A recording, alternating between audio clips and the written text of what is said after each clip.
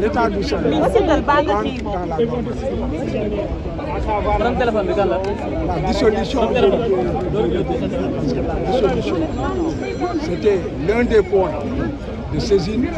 La Cour a esquivé la question en disant que la Cour suprême est saisie de recours excès de pouvoir contre les décrets du Parlement de la République. À partir de ce droit déterminé, il ne lui appartient pas de se prononcer là-dessus. Maintenant, je pense que c'est extrêmement grave cette décision qui semble être blanchie.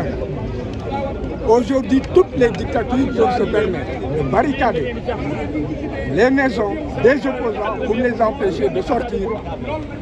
Et selon le raisonnement de la Cour, Ousmane Sonko n'est pas sorti de son domicile, que par voie de conséquence, il n'y a aucune violation de sa liberté d'aller et de venir. Les 55 jours de séquestration, la Cour estime que c'est normal parce qu'il était gardé dans sa maison alors qu'il n'y a aucune décision de justice. Je reviendrai sur le commentaire. Mais ce que je dis, c'est que les libertés, les droits en Afrique sont menacés et les précédents de l'État du Sénégal, si en fait sont copiés sur la base de la décision qui a été rendue, en citant les textes de loi,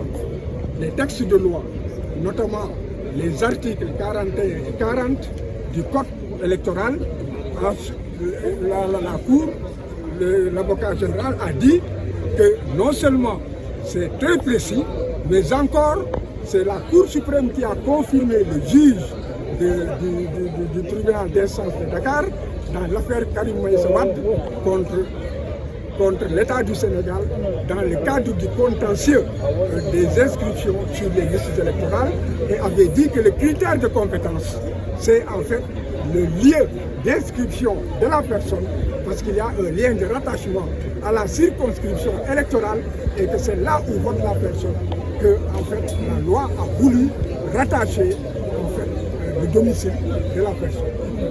Il y a d'autres arguments, mais c'est déjà suffisant.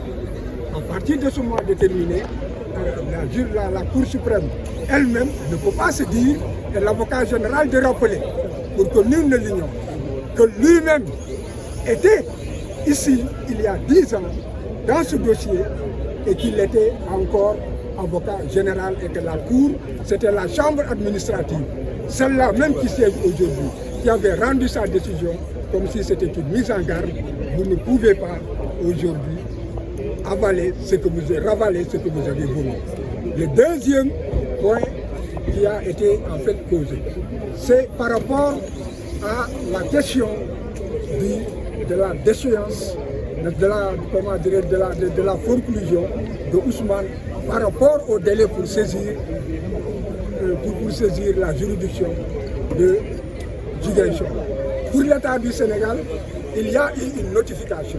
Or, c'est 5 jours à partir de la notification que les délais courent pour la saisine du juge. Lorsque vous saisissez tardivement, alors vous avez mal saisi. Le tribunal d'instance ne regarde pas votre dossier, il vous déclare seul coup et le dossier est classé. Alors, l'avocat général, abondant dans le même sens que les avocats de la défense, a fait comprendre que non seulement, là aussi, l'État du Sénégal doit aller apprendre le droit, parce que la notification et la signification sont en droit deux notions différentes.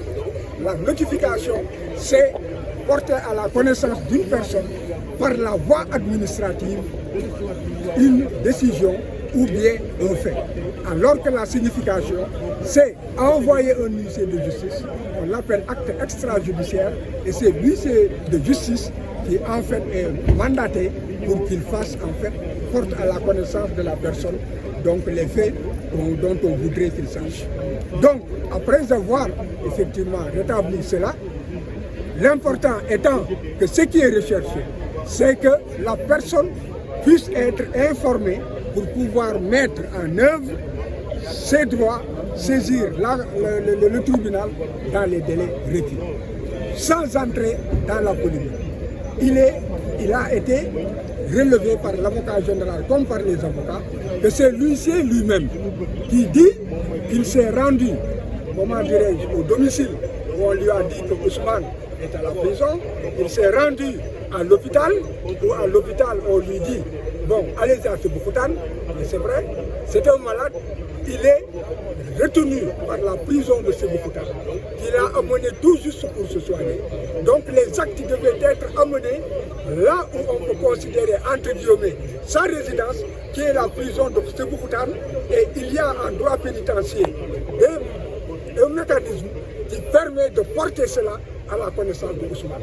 Donc, s'ils avaient connu leur véritable règle de droit, ils devaient se conformer à cela et Ousmane aurait reçu l'acte, n'est-ce pas, par le biais de l'administration pénitentiaire.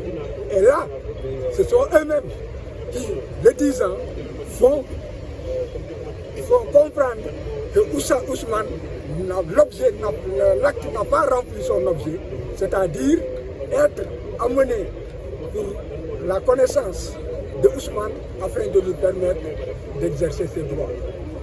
Et finalement, l'avocat général aussi, comme les avocats ont soulevé, que cette théorie de la connaissance acquise, n'est-ce pas, c'est en fait du blabla. D'ailleurs, j'en profite pour dire que lorsque l'État soutient la théorie de la connaissance acquise, c'est-à-dire que même s'il n'a pas reçu notification, il savait en tout cas qu'il était radié des listes électorales et que c'est comme si ce n'était plus nécessaire de le faire. Non, nous sommes désolés. Parce que les dispositions du code électoral disent qu'une personne radiée doit recevoir par écrit une notification expresse de l'autorité compétente qui a procédé à la radiation, à savoir les commissions administratives électorales ou bien, comment dirais-je, la direction nationale, la direction générale des élections. Ce sont en fait les deux organes et dans tous les cas, ces notifications se font dans tous les cas par les organes des personnes qui en réalité sont des préposés du ministère de l'Intérieur. Ce sont les préfets, les sous-préfets et autres qui sont chargés de par un affichage de porter à la connaissance du citoyen lambda, et par rapport à la personne radiée, il faut nécessairement, même si cette formalité accomplie, lui remettre au document. Donc l'État reconnaît par là qu'il n'a pas accompli la formalité. Par voie de conséquence, il était malvenu à se prévaloir d'une déclaration du ministre de la Justice énoncée, n'est-ce pas, et qui en fait ne signifie absolument rien. Donc là, l'avocat général a demandé que ces moyens soient utilisés.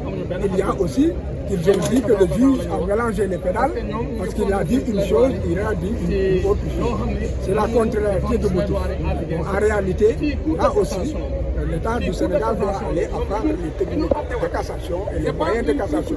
Parce que la contrariété de motif, c'est deux arguments qui sont donnés et qui sont contradictoires. On expose un argument et on montre en quoi l'autre argument est contraire. Or là, ils n'ont pas fait un seul argument.